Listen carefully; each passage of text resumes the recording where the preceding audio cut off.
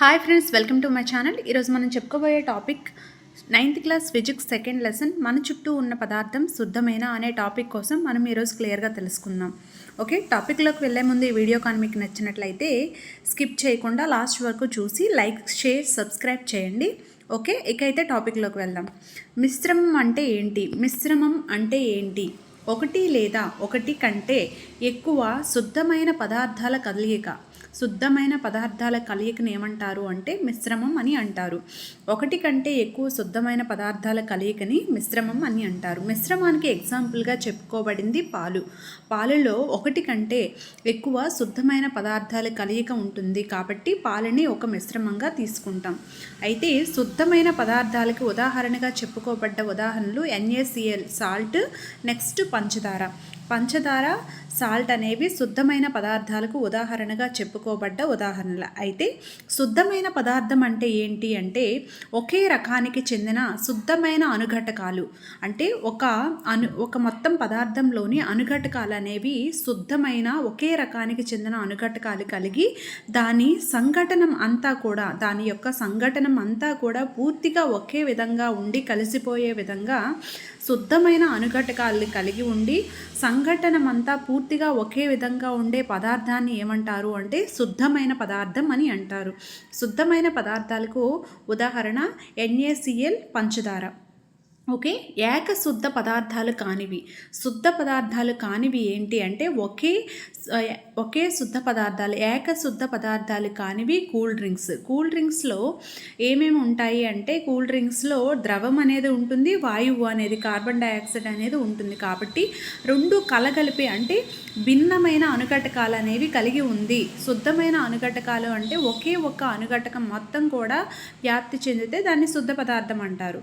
కానీ ఇందులో ఏంటి అంటే రెండు భిన్నమైన పదార్థాలు కలగలిపి ఉన్నాయి కాబట్టి ఇవి ఏకశుద్ధ పదార్థాలు కాదు. అలానే సాయిల్, మట్టిలో డిఫరెంట్ టైప్స్ ఆఫ్ అనుఘటకాలు అనేవి కలిగి ఉంటాయి కాబట్టి సాయిల్ కూడా మనకి శుద్ధ పదార్థం అనేది కాదు. ఓకే, నెక్స్ట్ సజాతీయ మిశ్రమాల్లో మనకి రెండు రకాలైన మిశ్రమాలు ఉంటాయి. ఒకటి సజాతీయ మిశ్రమం, రెండు విజాతీయ మిశ్రమం. సజాతీయ మిశ్రమాన్ని ఏమంటారు అంటే ద్రావణాలు అని అంటారు. సజాతీయ మిశ్రమాలకు వేరొక పేరు ఏంటి? ద్రావణాలు. అయితే సజాతీయ మిశ్రమం అంటే అంతా ఏకరీతి సంఘటనం కలిగి ఉండే మిశ్రమాలను సజాతీయ మిశ్రమం అని అంటారు. అంటే అంతా కూడా ఒకే రకమైన ఏకరీతి సంఘటనం అనేది కలిగి ఉండే మిశ్రమాలను ఏమంటారు? సజాతీయ మిశ్రమం అని అంటారు. అంటే నీటిలో కరిగించిన ఉప్పు, నీటిలో కరిగించిన పంచదార. నీటిలో కరిగించిన ఉప్పు అనేది పూర్తిగా నీటిలో కరిగిపోయి ఉప్పు అనేది కనిపించకుండా ఉంటుంది. అంటే మొత్తం కూడా ఏకరీతిగా కలిగి ఒకే ఒక సంఘటన ఉండే విధంగా మనకి కనిపిస్తూ ఉంటుంది. ఈ విధంగా ఏకరీతి సంఘటన కలిగి ఉండే మిశ్రమాలను సజాతీయ మిశ్రమాలు అని అంటారు. నీటిలో కరిగించిన ఉప్పు కానీ నీటిలో కరిగించిన పంచదార కానీ ఏకరీతిగా కలిసిపోయి ఒకే ఒక సంఘటనంగా మొత్తం టోటల్గా మనకు కనిపిస్తూ ఉంటుంది. కాబట్టి వీటిని సజాతీయ మిశ్రమాలు అని అంటారు. అలానే విజాతీయ మిశ్రమం అంటే ఏంటి అంటే విభిన్న భాగాలు కలిగి ఉండి ఏకరీతి లేని కూర్పు కలిగి ఉండే మిశ్రమాన్ని ఏమంటారు అంటే విజాతీయ మిశ్రమం అని అంటారు. విభిన్న భాగాలు కలిగి ఉండి ఏకరీతి కూర్పు అనేది ఉండకుండా, అంటే కూర్పు అనేది ఒకే విధంగా లేకుండా మనకి అవనేవి ఆ మిశ్రమంలో కనిపిస్తూ ఉంటాయి. విభిన్న భాగాలు ఈ విధంగా ఉండే మిశ్రమాన్ని ఏమంటారు? విజాతీయ మిశ్రమం అని అంటారు. ఇప్పుడు ఫర్ ఎగ్జాంపుల్ NaCl మరియు ఇనుప రెజిన్ రెండు కూడా మిక్స్ చేసాం. ఉప్పు మరియు ఇనుప రెజిన్ రెండు మిక్స్ చేస్తే మనకు ఆ విడివిడి భాగాలు అనేవి క్లియర్గా కనిపిస్తాయి. ఏకరీతి కూర్పు అనేది ఉండదు. ఇటువంటి మిశ్రమాలను విజాతీయ మిశ్రమాలు అని అంటారు. వాటర్లో ఆయిల్ మనం మిక్స్ చేసినట్లయితే ఆ మిక్స్చర్ అంతా కూడా మనకి విభిన్న భాగాలుగా కనిపిస్తుంది. వాటర్, ఆయిల్ అనేవి ఏకరీతి కూర్పు అనేది జరగదు, మనకి విడివిడి భాగాలుగా కనిపిస్తూ ఉంటుంది. ఆ విధంగా నెక్స్ట్ NaCl, సల్ఫర్ ఈ రెండు కూడా మిక్స్ చేసినా మనకి విడివిడి భాగాలే కనిపిస్తాయి కానీ ఒక రకమైన కూర్పు అనేది కనిపించదు. ఇటువంటి మిశ్రమాలను విజాతీయ మిశ్రమాలు అని అంటారు.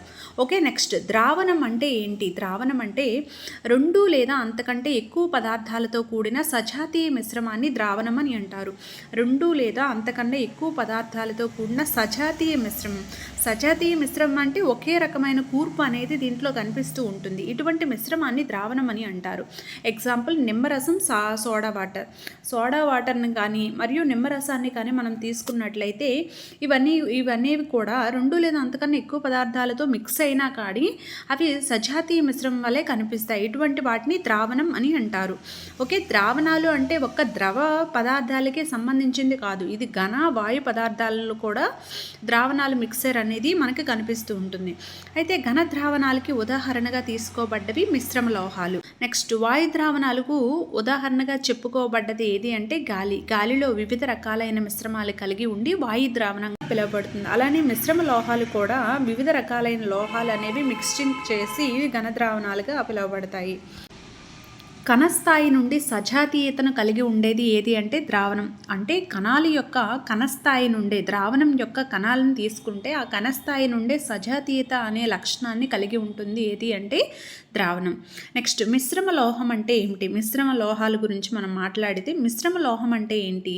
2 లేదా అంతకంటే ఎక్కువ లోహాలు లేదా ఒక లోహం మరియు అలోహాల మిశ్రమాలను మిశ్రమ లోహం అని అంటారు. 2 లేదా అంతకన్నా ఎక్కువ లోహాల మిక్సింగ్ అయినా అలానే ఒక లోహం ఒక అలోహం 2 కలిపి మిక్సింగ్ అయినా వీటిని ఏమంటారు అంటే మిశ్రమ లోహం అని అంటారు. వీటిని భౌతిక పద్ధతి ద్వారా వేరు చేయలేము. మిశ్రమ లోహాలను మనం భౌతిక పద్ధతి ద్వారా వేరు చేయలేము. మిశ్రమ లోహాలను వేటి ద్వారా వేరు చేస్తారు అంటే రసాయనిక పద్ధతుల ద్వారా వేడి చేస్తారు. ఈ విధంగా వేరు చేయగలరు కానీ మిశ్రమ లోహాలను భౌతిక పద్ధతి ద్వారా వేరు చేయలేరు.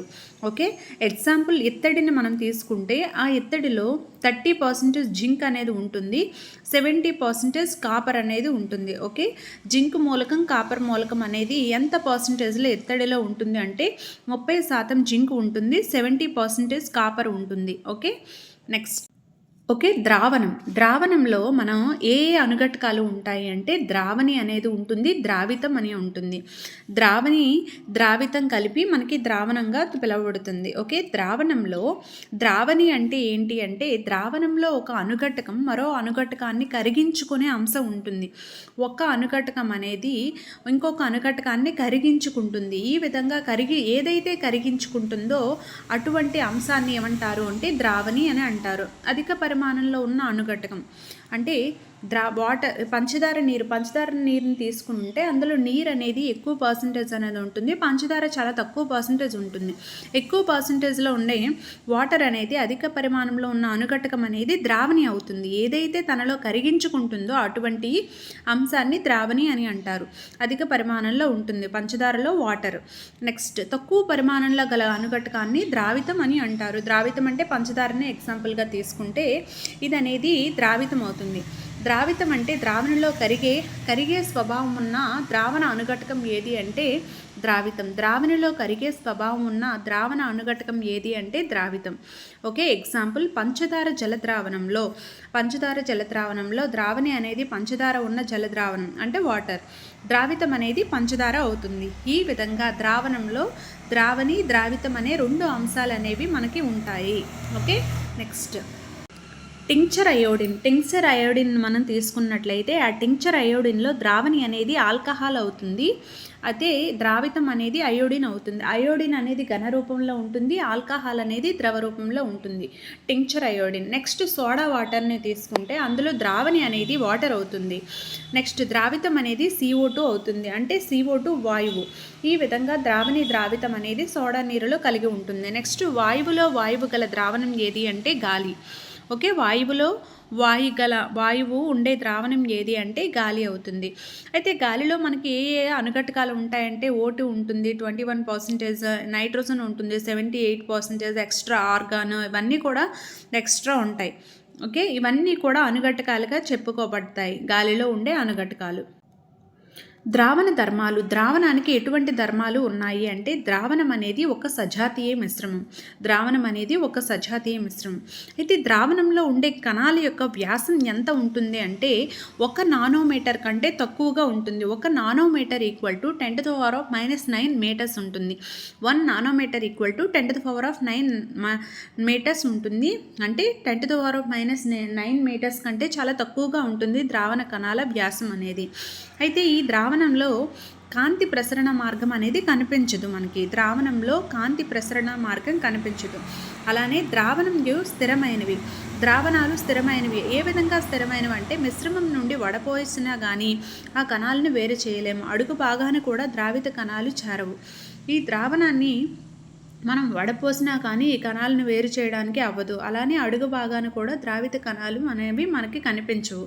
ఈ విధంగా ఉండటం వలన ద్రావణాన్ని మనం స్థిరమైనదిగా చెప్పుకుంటాము. ఓకే, ద్రావణంలో ఎటువంటి అనుఘటకాలు అనేవి వాటి యొక్క నిక్షేపాలు అనేవి అడుగున చేరవు. అదేవిధంగా వడపోత ద్వారా కూడా వేరు చేయలేం. కాబట్టి ద్రావణాలు అనేవి స్థిరమైనవిగా చెప్పుకుంటారు. ఒక ద్రావణంలో ఉన్న ద్రావిత పరిమాణం అనేది ఆధారంగా ద్రావణాలను 2 రకాలుగా పిలవచ్చును. ఒకటి విలీన ద్రావణం, గాఢ ద్రావణం. అందులో ఉన్న ద్రావిత పరిమాణం ఆధారంగా ద్రావణంలో ఉన్న ద్రావిత పరిమాణం ఆధారంగా ద్రావణాలను 2 రకాలుగా పిలవచ్చు. విలీన ద్రావణం, గాఢ ద్రావణం. సంతృప్త ద్రావణం. సంతృప్త ద్రావణం అంటే ఏదైనా నిర్దిష్ట ఉష్ణోగ్రత వద్ద ద్రావణంలో ఎంత ద్రావితమైతే కరిగించుకోగలదో అంతే ద్రావితం గల ద్రావణాన్ని ఏమంటారు అంటే సంతృప్త ద్రావణం అని అంటారు. అంటే పంచదార నీరుని కానీ తీసుకుంటే కొంత టెంపరేచర్ వరకు వేడి చేసిన తర్వాత మనం ఎంతైతే ద్రావితం వేస్తూ ఉంటే ఆ ద్రావితం ఎంతవరకు కరిగించుకోగలదో అంత ఉండే ద్రావణాన్ని ఏమంటారు అంటే సంతృప్త ద్రావణం అని అంటారు. లేదా ఇవ్వబడిన ఉష్ణోగ్రత వద్ద ఇంకా ఏ మాత్రం ద్రావితాన్ని కరిగించుకోలేని స్థితి అయితే ఉంటుంది కదా, అటువంటి స్థితిలో ఉండే ద్రావణాన్ని ఏమంటారు అంటే సంతృప్త ద్రావణం అని అంటారు. అంటే ఇవ్వబడిన ఉష్ణోగ్రత కొంత టెంపరేచర్ వరకు వేడి చేసిన తర్వాత ఏ మాత్రం కూడా ద్రావితాన్ని ఆ ద్రావణం అనేది కరిగించుకోలేదు.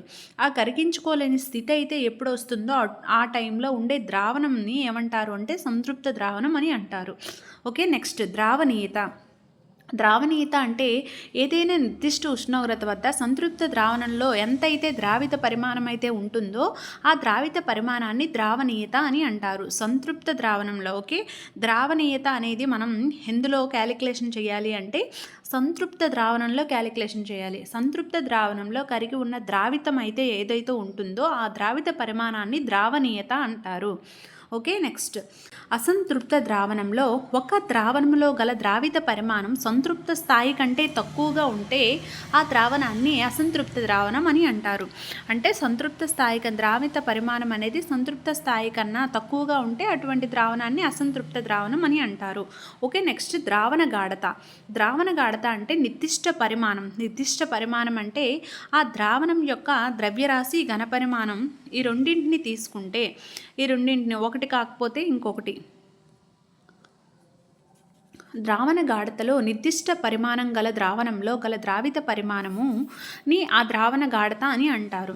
నిర్దిష్ట పరిమాణం ఒక ద్రవ్యరాశి ఘనపరిమాణం ఉండే ద్రావణంలో ద్రావిత పరిమాణం ఎంతైతే ఉంటుందో అంటే ద్రావితం యొక్క మనం మెయిన్గా తీసుకోవాల్సింది ద్రావిత పరిమాణం ఎంతైతే ఉంటుందో ఆ పరిమాణంని ఆ ద్రావణ గాఢత అంటారు. అయితే ద్రావణ ద్రవ్యరాశి శాతాన్ని ఎలా క్యాలిక్యులేషన్ చేస్తారో అంటే ద్రావిత పరిమాణాన్ని దృష్టిలో ఉంచుకొని ద్రావణ ద్రవ్యరాశిని క్యాలిక్యులేషన్ చేస్తారు. ఓకే, ద్రావణ ద్రవ్యరాశి ఈక్వల్ టు ద్రావిత ద్రవ్యరాశి బై మొత్తం ద్రావణం ద్రవ్యరాశి ఇంటూ 100. ఓకే, ద్రావణం యొక్క ద్రవ్యరాశి శాతాన్ని ఎలా క్యాలిక్యులేషన్ చేస్తారు అంటే ద్రావిత ద్రవ్యరాశి బై ద్రావణం ద్రవ్యరాశి ఇంటూ 100. అలానే ద్రావణ ద్రవ్యరాశిని దేని పరంగా ద్రవ్యరాశి పరంగా మనం క్యాలిక్యులేషన్ చేస్తే ఆ విధంగా ఉంటుంది. అయితే ద్రవ్యరాశి ఘనపరిమాణం పరంగా రెండింటి పరంగా క్యాలిక్యులేషన్ చేస్తే మనకి ద్రావణ ద్రవ్యరాశి ఘనపరిమాణం శాతం ఎంత అంటే ద్రావిత ద్రవ్యరాశి బై ద్రావణ ఘనపరిమాణము ఇంటూ 100. ద్రవ్యరాశి ఘనపరిమాణం రెండింటి పరంగా శాతాన్ని కనుక్కోవాలి అంటే ద్రావిత ద్రవ్యరాశి బై ద్రావణం యొక్క ఘనపరిమాణం ఇంటూ 100. కానీ ద్రావణ ఘనపరిమాణ శాతాన్ని క్యాలిక్యులేషన్ చేయాలి అంటే ద్రావిత ఘనపరిమాణము బై ద్రావణం యొక్క ఘనపరిమాణము ఇంటూ 100. ఓకే, ఈ 3 ఫార్ములాస్ అనేవి మనం గుర్తుంచుకుంటే ప్రాబ్లమ్స్ అనేవి మనం చేయడానికి ఈజీగా ఉంటుంది. Okay okay. ఒక ప్రాబ్లమ్ అనేది మనం చేద్దాం. ఒక ద్రావణాన్ని 320 గ్రాముల నీటిలో 40 గ్రాముల సాధారణ ఉప్పు అనేది కలదు.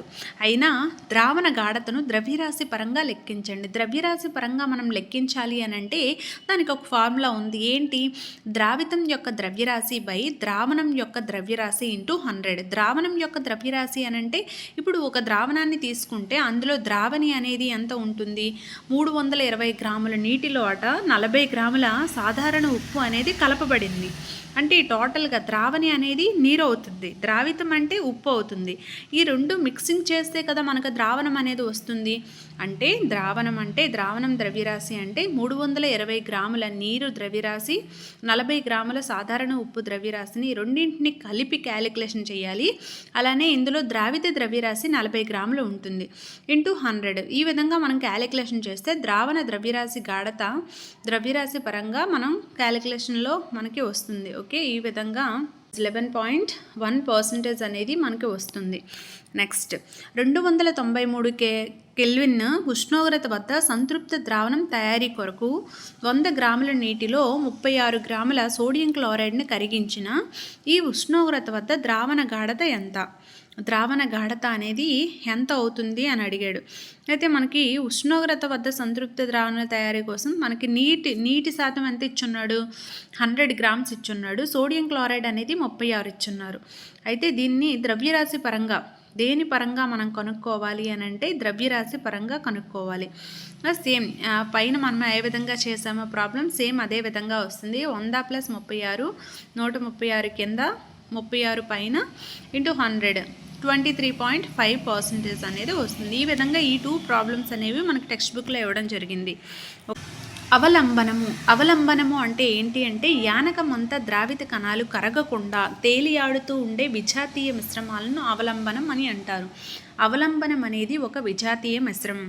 ఈ విజాతీయ మిశ్రమంలో ఏంటి అంటే ఏదైతే యానకం అయితే మనం తీసుకుంటామో, వాటర్ అయితే వాటర్, ఏదైతే యానకం తీసుకుంటామో యానకం అంతా కూడా ద్రావిత కణాలు కరగకుండా తేలియాడుతూ ఉండే స్థితిని ఏమంటారు అంటే ఆవలంబనము అని అంటారు.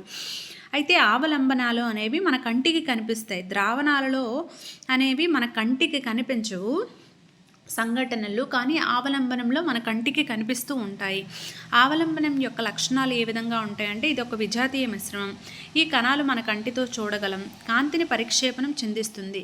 కాంతిని పరిక్షేపణం చెందించేది ఏంటి అంటే ఆవలంబనం. ద్రావణం అనేది కాంతిని పరిక్షేపణం చెందించదు, అది మన కంటికి అనేవి కణాలు కనిపించవు, అది ఒక సజాతీయ మిశ్రమం. కానీ ఆవలంబనం అనేది దానికి ఫుల్ ఆపోజిట్.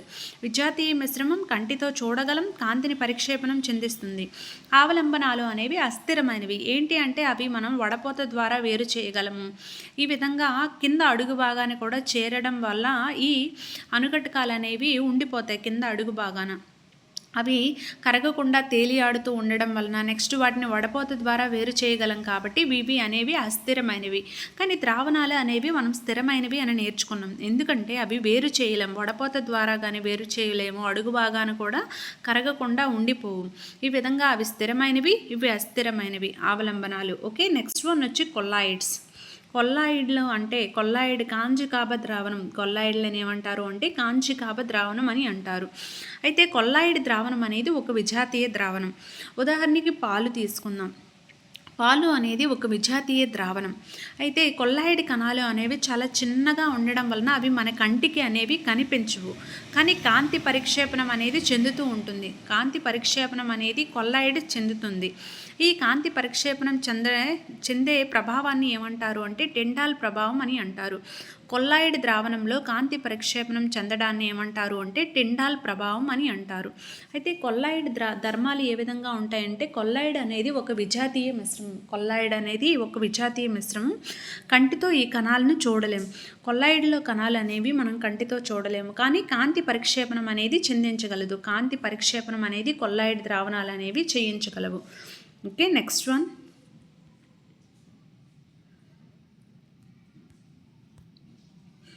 కొల్లాయిడ్లు అనేవి స్థిరమైనవి, ఎందుకంటే వడపోత చేయడం ద్వారా మిశ్రమాలను వేరు చేయలేము కాబట్టి కొల్లాయిడ్లు అనేవి స్థిరమైనవి. ఓకే, ద్రావణాలు కూడా స్థిరమైనవి. ద్రావణాలు స్థిరమైనవి, కొల్లాయిడ్లు స్థిరమైనవి, ఆవలంబనాలు అస్థిరమైనవి గుర్తుంచుకోవాలి. నెక్స్ట్ అపకేంద్రిత విధానం. వీటిని ఏ విధంగా వేరు చేయగలము అంటే అపకేంద్రిత విధానం అనే ప్రక్రియ ద్వారా మాత్రమే కొల్లాయిడ్లను వేరు చేయగలము. కొల్లాయిడ్లో కణాలని ఏ విధంగా వేరు చేయగలము అంటే అపకేంద్రిత విధానం అనే ప్రత్యేక ప్రక్రియ ద్వారా మాత్రమే కొల్లాయిడ్లను వేరు చేయగలం. అయితే కొల్లాయిడ్ ద్రావణంలో భాగాలు 2 రకాలు. కొల్లాయిడ్ ద్రావణంలో భాగాలు అనేవి 2 రకాలుగా ఉంటాయి. ఒకటి విక్షేపణ ప్రావస్థ, విక్షేపణ యానకం.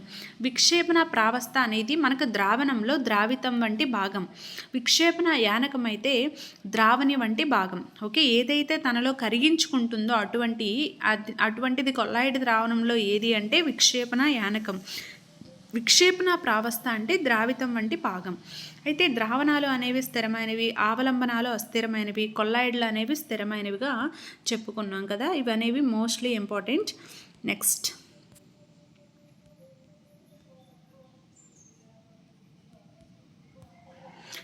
విక్షేపణ యానకం, విక్షేపణ ప్రావస్థ. విక్షేపణ యానకం, విక్షేపణ ప్రావస్థ అనేవి కొన్ని పదార్థాలకి ఏ విధంగా ఉంటాయో చూద్దాం. విక్షేపణ యానకం, విక్షేపణ ప్రావస్థ. ఓకే, అయితే ఏరోసోల్ అనే పదార్థాన్ని తీసుకుంటే ఏరోసోల్లో విక్షేపణ యానకం అనేది వాయువు అవుతుంది. వాయువు అనేది విక్షేపణ యానకం, ద్రవం అనేది విక్షేపణ ప్రావస్థ. ఓకే, ద్రవం అనేది తక్కువ పరిమాణంలో ఉంటుంది, వాయువు అనేది ఎక్కువ పరిమాణంలో ఉంటుంది ఏరోసోల్కి. అంటే ఏరోసోల్ అంటే పొగమంచు, మేఘం, మంచు ఇవన్నీ కూడా ఏరోసోల్ అని చెప్పుకోవచ్చు. నెక్స్ట్ వేరొక ఏరోసోల్ అనేది ఏ విధంగా ఉంటుందంటే వాయువులో ఘనం. వాయువు అనేది ఎక్కువ పరిమాణంలో ఉంటుంది విక్షేపణ యానకం. ఘనం అనేది విక్షేపణ ప్రావస్థగా ఉండేది ఏది అంటే ఏరోసోల్. ఇదేంటంటే పొగ, వాహనాలు వదిలే వాయువులు ఇవన్నీ కూడా పొగ, డస్ట్ ఉంటుంది కదా, ఆ డస్ట్ ఏరోసోల్ ఏంటంటే వాయువులో ఘనం అనేది ఉండే ఏరోసోల్. ఘనం అనేది చాలా తక్కువ పరిమాణంలో ఉంటుంది కాబట్టి దాన్ని విక్షేపణ ప్రావస్థ అనేది, వాయువు అనేది ఎక్కువ పరిమాణంలో ఉంటుంది కాబట్టి విక్షేపణ యానకంగా తీసుకుంటాము. నెక్స్ట్ నురగ అనేది వాయువులో ద్రవం. నురగ అనేది వాయువులో ద్రవం అనేది ఉంటుంది. విక్షేపణ యానకం వాయువు అవుతుంది, విక్షేపణ ప్రావస్థ అనేది ద్రవం అవుతుంది. వాయువులో పొంగు అనేది అంటే వాయువులో పొంగు అనే ద్రవంలో వచ్చేది ఏది అంటే నురగ. నెక్స్ట్ ఎమల్సన్ అంటే ద్రవంలో ద్రవం విక్షేపణ యానకం ద్రవం అవుతుంది, విక్షేపణ ప్రావస్థ కూడా ద్రవం అవుతుంది. ఈ విధంగా ద్రవంలో ద్రవం ఏంటి అంటే పాలు కానీ, క్రీమ్ ఫర్ ఫేస్ అంటే మనం ఫేస్కి అప్లై చేసే క్రీమ్స్ కానీ, పాలు కానీ ఇవన్నీ కూడా ద్రవంలో ద్రవంగా ఉండే ఎమల్సన్ రకం. నెక్స్ట్ సోల్ అంటే ఘనంలో ద్రవం. సోల్ అనేది ఘనంలో ద్రవం.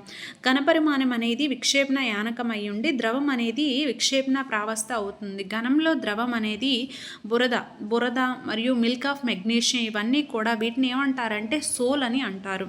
సోల్ అంటే ఘనంలో ద్రవం.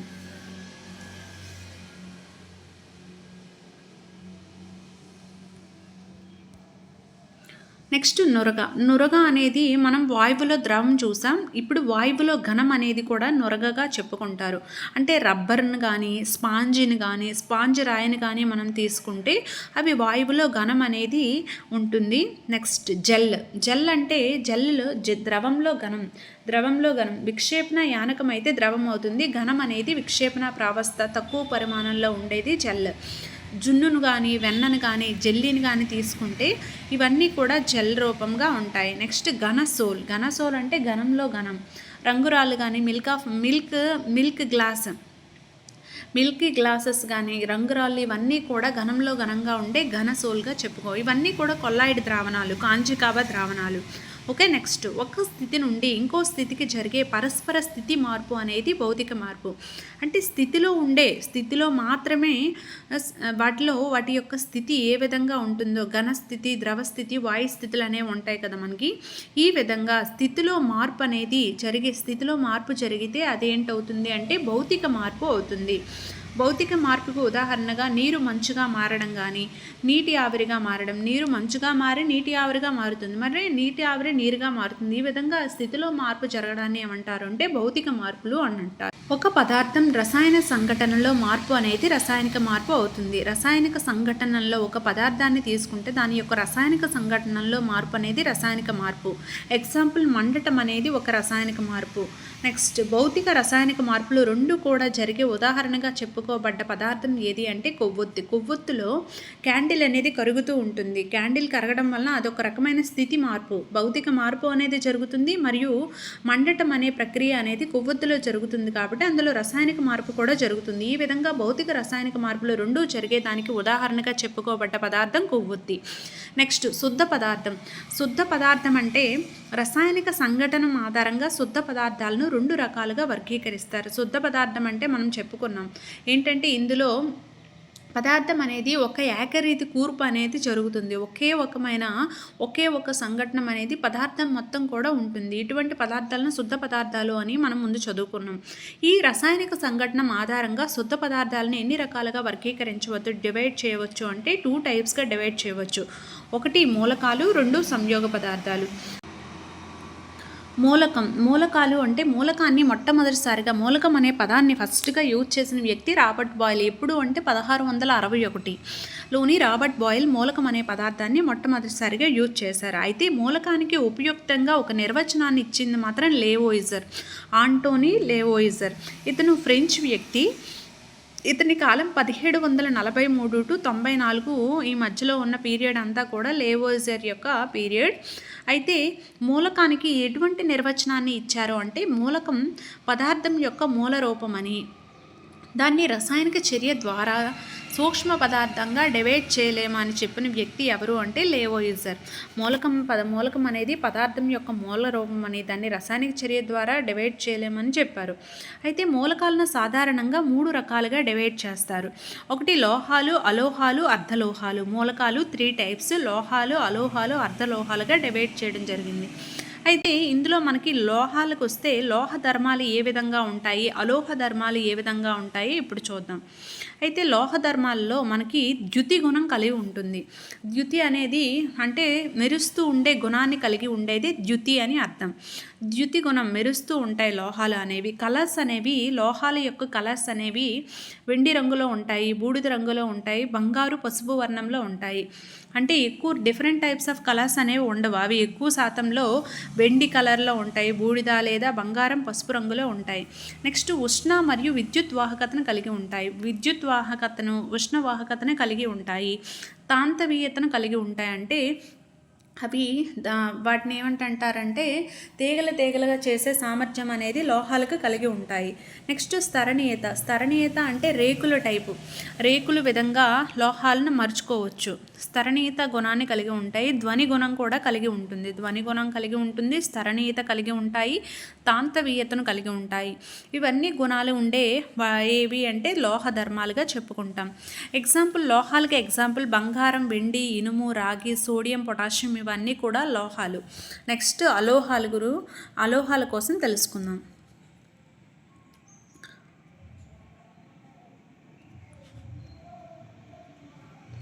అయితే గది ఉష్ణోగ్రత వద్ద ద్రవస్థితిలో ఉండే లోహం ఏది అంటే గది ఉష్ణోగ్రత వద్ద ద్రవస్థితిలో ఉండే లోహం అనేది పాదరసం.